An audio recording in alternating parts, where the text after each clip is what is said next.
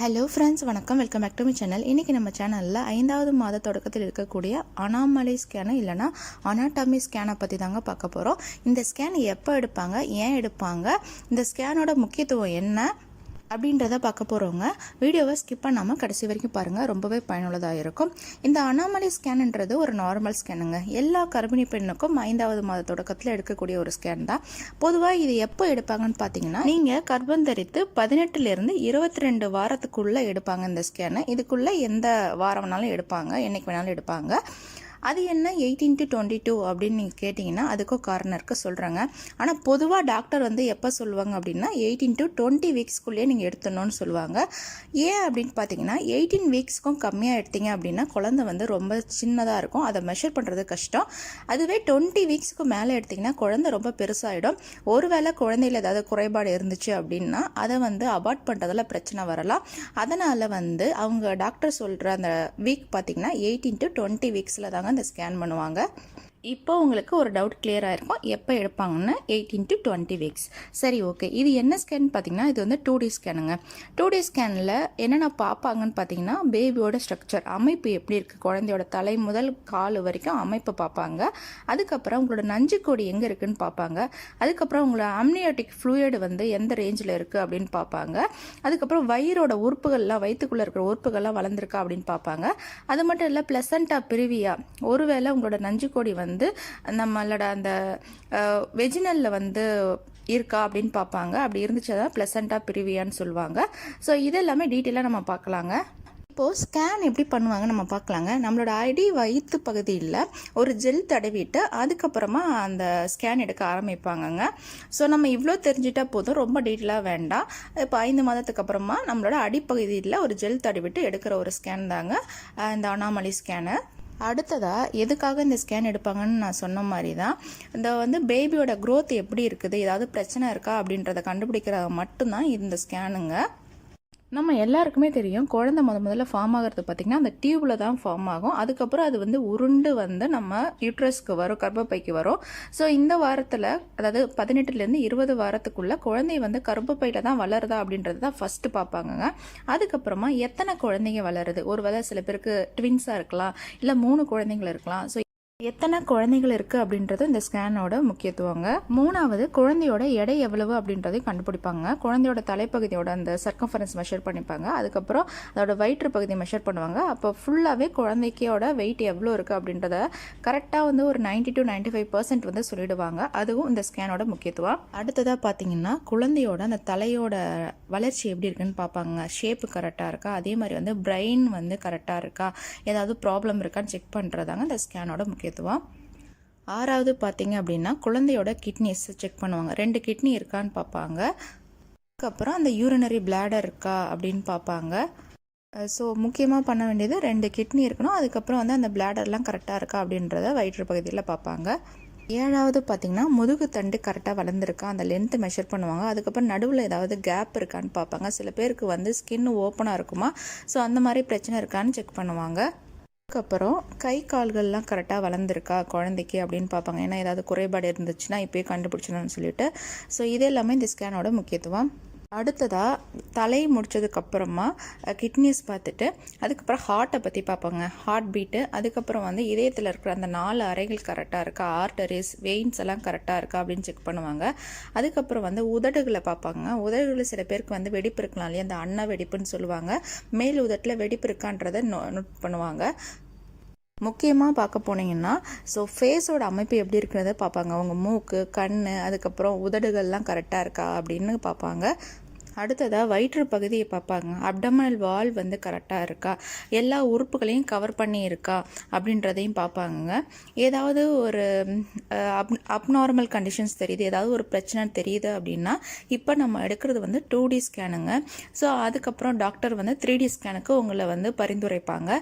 So அதில் இன்னும் கிளியராக உங்களால் பார்க்க முடியும் என்ன பிரச்சனை இருக்குது அப்படின்னு சொல்லிட்டு. அதுக்கப்புறமா அம்னியாட்டிக் ஃப்ளூயிடு கரெக்டான லெவலில் இருக்கான்னு செக் பண்ணுவாங்க. ஏன்னா அந்த ஃப்ளூயிடு தான் ஏதாவது ஷாக் வெளியில் நடந்தாலும் குழந்தைய பாதுகாக்கிறது. குழந்தை அந்த தண்ணிக்குள்ளேயே இப்படி ஆடும், அவ்வளோதான். குழந்தைக்கு பெரிய அதிர்வை ஏற்படுத்தாது.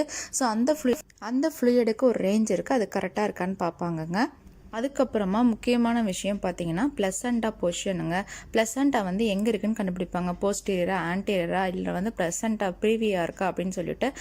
இதில் நம்ம கவனிக்க வேண்டிய ஒரு விஷயம், 5வது மாத ஸ்கேன் அப்போ உங்களுக்கு வந்து பிளசண்டா ப்ரீவியா இல்லைனா லோ லேயிங் பிளசண்டா இருந்துச்சுன்னா அது ஒன்றும் பிரச்சனை இல்லைங்க. ஏன்னா 7வது மாதம் இல்லைனா கொஞ்சம் மாதத்துக்கு அப்புறமா அது ரொட்டேட் ஆகி மேலே போக சான்ஸ் இருக்குது. இதுவே வந்து 3rd ட்ரைமிஸ்டரில், அதாவது 9வது மாத ஸ்கேனில் அந்த மாதிரி இருந்தால் தான் நம்ம கொஞ்சம் கவலைப்படணும். அதுக்கும் டாக்டர் சொல்யூஷன் வச்சுருப்பாங்க. நீங்கள் ஒன்றும் பெருசாக ஃபீல் பண்ண வேண்டாம்.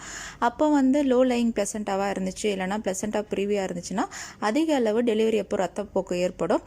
அதனால் சி செக்ஷன் பண்ணிவிடுவாங்க. அவ்வளோதான். வேறு தாயும் சேயும் ரொம்ப பாதுகாப்பாக இருப்பாங்க. நம்ம பயப்பட தேவையில்லைங்க. இதில் நீங்கள் கவனிக்க வேண்டியது, நிறைய சிஸ்டர் எனக்கு மெசேஜ் பண்ணியிருந்தீங்க, அக்கா இது மாதிரி லோ லையிங் ப்ளசண்ட்டாக இருக்குது அப்படின்னு சொல்லிட்டு. ஸோ இந்த 18லேருந்து 20 வாரத்துக்குள்ளே எடுக்கிற அந்த ஸ்கேனில் இருந்துச்சுன்னா ஒன்றும் பிரச்சனை இல்லை. குழந்தை ரொட்டேட் ஆகி போக அதிக வாய்ப்புகள் இருக்குங்க. 9th மந்தில் எடுத்தால் தான் நீங்கள் வந்து அதை பற்றி கவலைப்படணும்.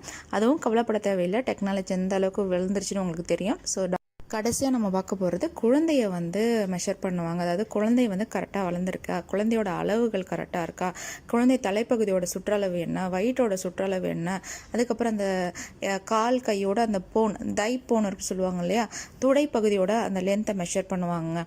ஸோ குழந்தை கரெக்டாக வளர்ந்துருக்கா அப்படின்ட்டு பார்க்குற ஒரு நார்மல் ஸ்கேனு தான், எல்லாருக்கும் பண்ணக்கூடிய ஸ்கேனு தான். யாரும் வந்து ரொம்ப கவலைப்பட தேவையில்லை. போங்க, ஸ்கேன் பண்ணிட்டு வாங்க. ஏதாவது குறைபாடுகள் இருந்தால் டாக்டர் சொல்லுவாங்க. அப்படி இல்லைன்னா எதுவும் சொல்ல மாட்டாங்க, நல்லா இருக்குன்னு சொல்லிடுவாங்க. எதுக்காக நம்ம இந்த ஸ்கேன்லாம் பண்ணுறோம் அப்படின்னு பார்த்தீங்கன்னா, ஒரு வேளை ஏதாவது மூளையில் குறைபாடு, வீக்கம் இருந்துச்சு, இல்லை முதுகு தண்டு கரெக்டாக வளராமல் இருந்துச்சு, அந்த முதுகில் ஏதாவது பிளவு இருந்துச்சு, ஹார்ட் பீட் சரியில்லை, இதில் ஹார்ட்டில் வந்து ஏதாவது பிரச்சனை இருக்குது, சில குழந்தைங்களுக்கு ஒரு சின்ன ஓட்டம் இருக்குமா, அது வந்து சரியாயிடும். இல்லைனா குழந்தை பிறந்ததுக்கப்புறமா ஏதாவது சி செக்ஷன் ஆப்ரேஷன் பண்ணணும் அப்படின்னாலும் என்ன பண்ணணும் அப்படின்றதெல்லாம் டாக்டர் டிஸ்கஸ் பண்ணிப்பாங்க. அதுக்கப்புறம் சில பேருக்கு அந்த வயிற்று பகுதியில் இருக்க தோல்லாம் மூடாமல் இருக்கும். அதுக்கப்புறம் அந்த உங்கள் குழந்தை ஆரோக்கியமாக எந்த குறைபாடும் இல்லாமல் இருக்கா அப்படின்றது தாங்க இந்த ஸ்கேனோட மெயின் பர்பஸே.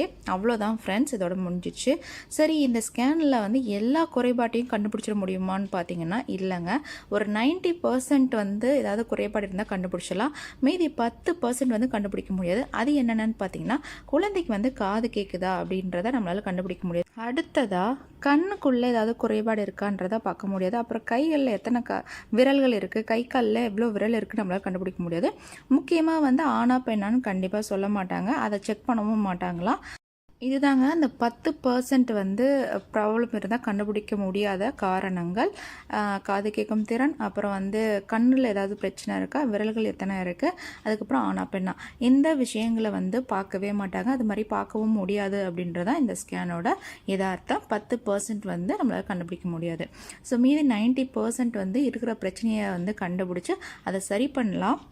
ஒருவேளை சரி பண்ணவே முடியாது, அந்த குழந்தை ஊனமாக பிறக்கத்தான் அதிக வாய்ப்புகள் இருக்குது அப்படின்னு டாக்டர் முடிவு பண்ணிட்டாங்க அப்படின்னா கண்டிப்பாக அதை அபார்ட் பண்ண தான் ட்ரை பண்ணுவாங்க. நீங்களும் உங்கள் குழந்தையும் பாதுகாப்பாக இருக்கணுன்றதான் அவங்களோட எய்மாக இருக்கும். ஸோ வாழும் கடவுள் அப்படின்னு நம்ம டாக்டர்ஸ் தான் சொல்லுவோம். ஸோ அதனால் டாக்டர்கிட்ட எல்லாத்தையுமே உங்கள் டவுட்டுகள் எதாக இருந்தாலும் கேளுங்க. அதே மாதிரி வந்து அவங்க சொல்கிறதையும் நீங்கள் ஃபாலோ பண்ணுங்கள். ஏன்னா ஏதாவது பிரச்சனை இருந்தாலோ இல்லைனா வந்து அவங்க சொல்கிற விஷயங்கள் வந்து ரொம்ப முக்கியத்துவமாக இருக்கும். கண்டிப்பாக அவங்க சொல்கிறத ஃபாலோ பண்ணணும். ஸோ அவ்வளோதான் ஃப்ரெண்ட்ஸ். இப்போ 5வது மாதத்தில் எடுக்கக்கூடிய ஸ்கேன் பற்றி டீட்டெயிலாக உங்களுக்கு புரிஞ்சிருக்கும். நாளைக்கு அதில் என்னென்ன டேர்ம்ஸ் யூஸ் பண்ணுவாங்க அப்படின்னு சொல்லிட்டு என்னோட பையனோட ரிப்போர்ட்டை வச்சு நான் எக்ஸ்பிளைன் பண்ணுறேன். நாளைக்கு வீடியோவுக்காக காத்துட்ருங்க. இப்போ 7வது மாதத்தில் எடுக்கக்கூடிய ஸ்கேனோட ஃபுல் டீட்டெயில்ஸ் இப்போ பார்க்கலாம். 7வது மாத தொடக்கத்தில் எடுக்கக்கூடிய ஃபீட்டல் க்ரோத் ஸ்கேன், அப்படி இல்லைனா ஃபீட்டல் வெல்பீயிங் ஸ்கேனை பற்றி தாங்க டீட்டெயிலாக பார்க்க போகிறோம். இது ஜஸ்ட் ஒரு இன்ஃபர்மேஷன் தான். ஸ்கிப் பண்ணாமல் கடைசி வரைக்கும் பாருங்கள், கண்டிப்பாக பயனுள்ளதாக இருக்கும். இந்த ஸ்கேன் பார்த்தீங்கன்னா 7வது மாத தொடக்கத்தில், அதாவது 3rd ட்ரைமிஸ்டர் தொடங்கும் இல்லையா, அப்போ எடுப்பாங்க. அதாவது 28லேருந்து 32 வாரத்துக்குள்ளே எடுப்பாங்க. இது வந்து first growth scan. Second growth scan எப்போ எடுப்பாங்கன்னா டெலிவரி டேட் பக்கத்தில் எடுப்பாங்க. உதாரணத்துக்கு பார்த்தீங்கன்னா 36லேருந்து 40 வாரம் அதுக்குள்ளே ஏதாவது ஒரு நாளில் எடுப்பாங்க. இதுதாங்க செகண்ட் க்ரோத் ஸ்கேனு. எப்படி ஸ்கேன் எடுப்பாங்கன்னு பார்த்தீங்கன்னா, உங்களோட வயிற்றோட அடிப்பகுதியில் ஜெல் தடவிட்டு அப்படியே மேலே வச்சே பார்ப்பாங்கங்க. ஏன்னா குழந்தை ரொம்ப பெருசாக இருக்கும். 5 மாதத்துக்கு அப்புறம் எப்போ ஸ்கேன் பண்ணாலும் வயிற்றின் மேற்பகுதியில் தான் எடுப்பாங்க. ஸோ வயிற்றின் மேற்பகுதியில் ஜெல் தடவிட்டு எடுக்கிற ஸ்கேன் தாங்க இந்த 7th மந்த் ஸ்கேனு. அடுத்தது நம்ம பார்க்க போகிறது க்ரோத் ஸ்கேனுனா என்ன அப்படின்றதாங்க. சிம்பிளாக சொல்லணும்னா குழந்தை வந்து நல்லா வளருதா அப்படின்ற செக் பண்ணுறது தாங்க க்ரோத் ஸ்கேனு. 5 மாதத்தில் அவங்க மெஷர் பண்ணி வச்சுருப்பாங்க இல்லையா, அதையும் 7th மந்த்தையும் கம்பேர் பண்ணுவாங்க. அப்போ வந்து உறுப்புகளை செக் பண்ணுவாங்க 5வது மாதத்தில்.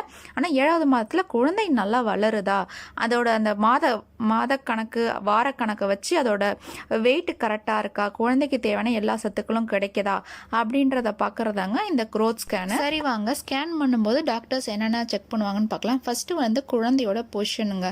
தலை எங்கே இருக்குன்னு பார்ப்பாங்க. தலை வந்து மேலே இருக்கா கீழே இருக்கா, இல்லை பேபி வந்து உக்காந்துட்டு இருக்கா அப்படின்றத பார்ப்பாங்க. ஏன்னா வந்து தலை பொசிஷன் கீழே இருக்கணும் இல்லையா, அப்படி இல்லைனாலும் பேபி ரொட்டேட் ஆகி வந்துடும். ஏன்னா நார்மல் டெலிவரிக்கு தலை பொசிஷன் கீழே இருக்கணும். இரண்டாவது பார்த்தீங்கன்னா பிளசண்டா பொசிஷன் எப்படி இருக்குன்னு பார்ப்பாங்க. பிளசண்டா பொசிஷன் வந்து கரெக்டாக இருக்கா அப்படின்னு செக் பண்ணுவாங்க. ஒருவேளை பிளசண்டா வந்து கர்ப்பப்பை வாய்க்கிட்ட இருக்குது அப்படின்னா அப்போ வந்து டெலிவரி அப்போ அதிக ரத்தப்போக்கு ஏற்பட வாய்ப்புகள் இருக்குங்க. மூன்றாவது பார்த்திங்கன்னா பேபியோட எடை கரெக்டாக இருக்கான்னு பார்ப்பாங்க. அதையோட தலையோட சுற்றளவு, வயிற்றோட சுற்றளவு, அப்புறம் கால் எலும்போட அளவு, அதை வச்சு குழந்தையோட வெயிட்டை வந்து கணிப்பாங்க. அந்த வெயிட் வந்து 7 மாதத்துக்குரிய குழந்தையோட வளர்ச்சிக்கு கரெக்டாக இருக்கணும். ஒருவேளை கரெக்டாக இல்லை அப்படின்னா ஃபர்தராக வேறு ஸ்கேனுக்கு எழுதி கொடுப்பாங்க. ஏன் எதுக்குன்னு கண்டுபிடிப்பாங்க. டாக்டர் வந்து உங்க கூட டிஸ்கஸ் பண்ணுவாங்க. நான்காவதாக பார்த்தீங்கன்னா இந்த உமிழ்நீர் அளவுன்னு ஒன்று சொல்லுவோம் இல்லையா, அது வந்து எப்படி இருக்குன்னு செக் பண்ணுவாங்க. அது ரொம்ப முக்கியம். அந்த உமிழ்நீர் வந்து கரெக்டாக இருந்தால் மட்டும்தான் பேபி வந்து நல்லா ஹெல்த்தியாக வளருங்க. நம்ம சொன்ன இந்த 4 விஷயங்களை தாங்க மெயினாக பார்ப்பாங்க. குழந்தையோட வளர்ச்சி, எடை, பிளசண்டா பொசிஷனு, அதுக்கப்புறம் உமிழ்நீர் அளவுன்றது தான் 7வது மாத ஸ்கேனில் பார்க்கக்கூடிய முக்கியமான விஷயங்கள். ஒருவேளை இதில் ஏதாவது குறைபாடுகள் பிரச்சனைகள் இருந்துச்சு அப்படின்னா ஃபர்தராக ஸ்கேன் எழுதி கொடுப்பாங்க. அதுக்கப்புறம் அதை பற்றி உங்கள் கூட டிஸ்கஸ் பண்ணிப்பாங்க. இந்த 7வது மாத ஸ்கேனில் என்னென்ன பார்க்க முடியாதுன்னு பார்த்தீங்கன்னா, முதல் விஷயம் 5வது மாதத்தில் நம்ம பார்த்த மாதிரி எல்லா உறுப்புகளையும் பார்க்க முடியாது. குழந்தை ரொம்ப வளர்ந்துருக்கும், அது காமிக்காதான். குழந்தை காமிக்கிற சில உறுப்புகளை மட்டும்தான் நம்ம வேணும்னா செக் பண்ண முடியும். இரண்டாவது பார்த்தீங்கன்னா டெலிவரி டியூ டேட் இருக்குல்ல, அதை வந்து கரெக்டாக கெஸ் பண்ண முடியாது. ஏன் அப்படின்னா குழந்தை வளர வளர டியூ டேட்டை கணிக்கிறது வந்து சிரமம்னு சொல்கிறாங்க. மூன்றாவது பார்த்தீங்கன்னா குழந்தையோட வெயிட்டை வந்து அக்யூரேட்டாக நம்மளால சொல்ல முடியாதாங்க. ஏன்னா 7 மாதத்துக்கு அப்புறம் குழந்தையோட தலை பார்த்தீங்கன்னா நம்மளோட இடுப்பெலும்பு இருக்கு இல்லையா, அதுக்குள்ளே போயிடலாம். ஸோ மெஷர் பண்ணும்பொழுது சரியாக அக்யூரேட்டாக இருக்காது. ஆனால் அப்ராக்சிமேட்டாக இவ்வளோ தான் இருக்கும் அப்படின்னு நம்ம சொல்ல முடியும்னு சொல்கிறாங்க. இந்த 3 விஷயங்கள் தான் மெஷர் பண்ண முடியாதவைகள். ஸோ ஓவராலாக சொல்லப்போனால் குழந்தை எப்படி வளர்ந்துருக்கு, குழந்தைக்கு தேவையான சத்துக்கள் கிடைக்குதா, பாதுகாப்பாக இருக்கா, நஞ்சுக்கொடி எப்படி இருக்குது, அதுக்கப்புறம் வந்து நல்ல க்ரோத் இருக்கா, ரத்த ஓட்டங்கள் இருக்கா அப்படின்னு செக் பண்ணுறது தாங்க 7வது மாத ஸ்கேனு. இந்த வீடியோவிலேருந்து உங்களுக்கு 7வது மாதம் எடுக்கக்கூடிய ஸ்கேனை பற்றி ஒரு பேசிக் ஐடியா கிடச்சிருக்குன்னு நான் நம்புகிறேன். வேறு ஏதாவது உங்களுக்கு சந்தேகங்கள், வேறு டாபிக் வேணும்னா கண்டிப்பாக எனக்கு கமெண்ட் பண்ணுங்கள், நான் அதை பற்றியும் பேசுகிறேன். நம்ம சேனலில் பார்த்தீங்கன்னா pregnancy tips, feeding mothers tips, health tips, அப்புறம் கசாயம்ஸு, நார்மல் டெலிவரி கசாயம்ஸு நிறையா இருக்குது. ஃபஸ்ட் டைமாக இந்த வீடியோவை பார்க்குறீங்க அப்படின்னா நம்ம சேனலை சப்ஸ்கிரைப் பண்ணி வச்சுக்கோங்க. அப்போ தான் நான் ஃப்யூச்சரில் அப்லோட் பண்ணுற எல்லா வீடியோஸும் உடனுக்குடன் வந்து சேரும். வேறு ஒரு யூஸ்ஃபுல்லான வீடியோவோட உங்களை மீண்டும் வந்து சந்திக்கிறேன். பாய், தேங்க்யூ.